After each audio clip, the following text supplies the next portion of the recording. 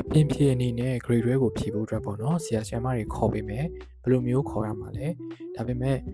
တကယ်တမ်းမှာပေါ့နော်အပြင်ဖြေတဲ့အခါမှာဆရာဆရာမတွေကိုတေချာရွေးချယ်နိုင်ဖို့အရင်အရေးကြီးတယ်ကိုကတခြားသူတွေလိုမျိုးကျောင်းကောင်းကျူရှင်ကောင်းနေမတက်တော့တဲ့သူဆိုလို့ရှိရင်တော့ပို့ပြီးတော့မှအရေးကြီးပါတယ်ဆိုတော့ဒီနေရာမှာမိဘဖြစ်ဖြစ်ကျောင်းသားဖြစ်ပေါ့နော်ဆရာခေါ်ရမယ်အပြင်ဖြေအတွက်ပေါ့နော် grade တွဲတွေအတွက်ဖြစ်ခေါ်ရမယ်ဆိုလို့ရှိရင်တော့ဘာသာရပ်တွေကိုတက်နိုင်သမျှဆရာခွဲပြီးတော့မှခေါ်ပေးပါဘာကြောင့်လဲဆိုတော့ဒီသင်ကြားရေးပိုင်းမှာဆိုလို့ရှိရင်ဘာသာစုံလုံးကိုသင်နိုင်တဲ့ grade 12မှာပေါ့နော်သင်နိုင်တဲ့ဆရာဆရာမဆိုတာက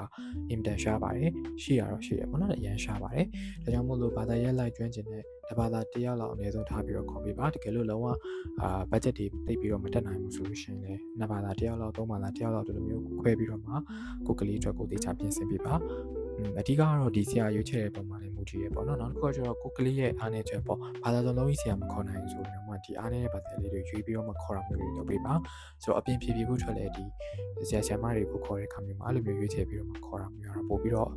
သင်လျော်မှာပဲဖြစ်ပါတယ်နောက်မှဆို guide ခေါ်ပြီးတော့မှ guide ကိုပဲအကုန်လုံးသင်ခိုင်းနေတဲ့အခါမျိုးတွေမှာဒါကိုကလေးထွက်လည်းမကောင်းဘူးဆရာထွက်လည်းမကောင်းဘူးเนาะနောက်ပိုင်းမှာရလက်တွေဘယ်လိုမှအဆင်ပြေနေမှာမဟုတ်ပါဘူးဒါကြောင့်မလို့တေချာဆုံးဖြတ်ပြီးတော့မှအပြင်ဖြည်းအတွက်ကိုဆရာဆရာမတွေကိုရွေးချယ်ပြီးတော့ခေါ်ယူစေချင်တယ်ဒီလိုမျိုးခေါ်ချင်တယ်ဆိုလို့ရှိရင်လည်းတခိုင်းမြန်မာမှာလာရောက်ပြီးတော့မှစုံစမ်းမြင်လို့ရပါတယ်